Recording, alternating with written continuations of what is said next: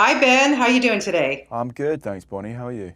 I'm fantastic, thank you very much. And thank you very much for this kick butt thriller of a film. This is Thank a you. non-stop fabulous action film.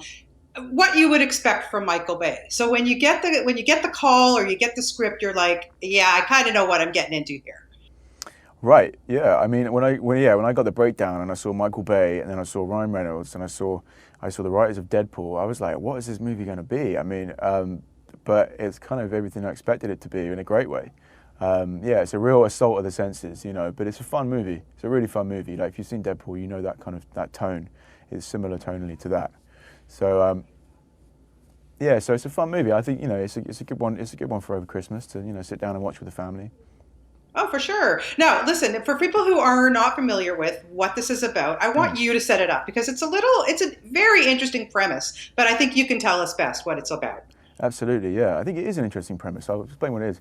Yeah, it's so Ryan Reynolds plays this billionaire philanthropist, and he's working in the Middle East, and the camp in which he's working is subject to a chemical weapons attack, and I think he decides to his way of kind of exacting revenge is to take down this tyrant who's responsible. But in today's world, it's very hard to form a vigilante crew, considering you can be tracked at all times. With various technological advancements. So yeah, so he decides to fake his own death, go off the grid, recruit five other people, well, six sort of, to be part of his crew. There's six underground. They all have a very special skill set. My character is a parkour expert, which is kind of like free running if you're not familiar with parkour. And Melanie Laurent plays a former CIA agent. Manuel Rolfo plays a former hitman. We've got Corey Hawkins playing a sniper. Adria Arjona playing a doctor. Everyone's got their skill set. Dave Franco's the driver. So it's these people that are incredibly skilled at what they do, all teaming up, faking their own deaths, and going to take down this tyrant. And And helping the world with your skills. So how yeah, skilled exactly. were you in, yes, how skilled were you in parkour before you started this? Or was it just like, oh my God, what have I gotten myself into here? Right. Parkour. I'd never done it before. I used to actually be a little bit into it as a kid, but I was never very good at it. I used to just watch. There's this documentary called Jump Britain, which I watched, which is about kind of the beginnings of parkour. But no, I worked with these guys called the Stora Crew, and another guy called Pasha the Boss, and they kind of taught me as best as they could in a limited amount of time. I grew up being fairly athletic, so I'm confident in running, which I do for a lot of the movie. So but the jumps and the leaps and the various techniques, it was tricky, and I did as much as I could. But there are some stunts which I was not Yeah, going to do. Yeah. I can imagine. Now, listen, you've got to tell me about working with Ryan Reynolds because I'm Canadian. He's one of our pride and joys Right. here. But how do you get through a scene with Ryan without cracking up? Seriously, he's It. just the funniest guy. I know it's tough. I know. I felt bad sometimes because I would corpse. That's what we call it, corpse. Yeah. He's just. It's almost it feels like a superpower for him in some ways. It feels like he can just switch it on whenever he feels like it and just make everyone laugh. And he's always ad libbing in he's improvising in scenes, and that's when he really gets you because you don't know it's coming, So like if it's scripted funny and he does it funny and you've seen it 20 times, then you still find it funny, but you can keep it together. But when he throws a curveball at you like that, then it's really hard.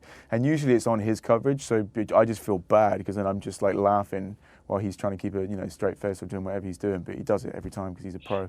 Yes, yes. Now, listen, we all know what to expect from a Michael Bay film. Like, it's so exciting, right? When you know you're watching Michael Bay, it's you know what to get. But I want to know from you, what is the most exciting stunt, most exciting thing that we're going to see in this film? So, people can tune in on Netflix and watch this, over and over and over. The most exciting stunt. I mean, it's hard to choose one. There's some crazy stuff. The kind of end sequence. There's this whole magnet situation. So basically, we're on a yacht, and he basically turns the yacht into a magnet which he can control, and he's able to magnetize everything from one side of the boat to the other. So you can imagine the kind of chaos that ensues with that. You've got, I mean, of course, you've got like so many explosions. You've got the opening car chase. There's a car chase around Florence, which is, just insane. I don't know if anyone watching has been to Florence, but it's such a beautiful city. I mean, just, I felt bad almost. I mean, nothing was actually damaged, but just, racing around this beautiful city and tearing it up supposedly, yeah, there's some crazy stunts. I was at the top of the Duomo in Florence, the cathedral, which, for me was terrifying, and that, and I run down it, but the stuntman runs down it. That's a pretty cool stunt. There's a lot. It's a real assault of the senses, I can just imagine. As long as you left the David intact, I'm happy. Yeah. I mean, yeah. I think there might be a fake David that's ruined, but no, the real David is fine. Yeah. Yeah, good stuff. Good stuff. So listen, congratulations on this. And of course, just really quickly, I listen. You blew us away with your performance in Bohemian Rhapsody last year. Just Oh, thanks. love that movie, and you playing Roger. So do you still listen to Queen tunes all the time? I just have to know. No, fair. I didn't for a long time after the movie, and then just recently, actually, the other night, I started listening. I listen to songs every now and then, but more kind of, ones that are like, I like Queen 2, that album, and I like this song White Queen as it began, so I listen to that. I listen to that quite frequently. Good stuff, my friend. Well, listen, congratulations on your participation in this kick-ass film, Six Underground. People are just going to love it on Netflix. And what a great opportunity to have a chance to speak with you this morning, Ben. And I hope you have a wonderful day. Thank you for Thank your you, you time. too.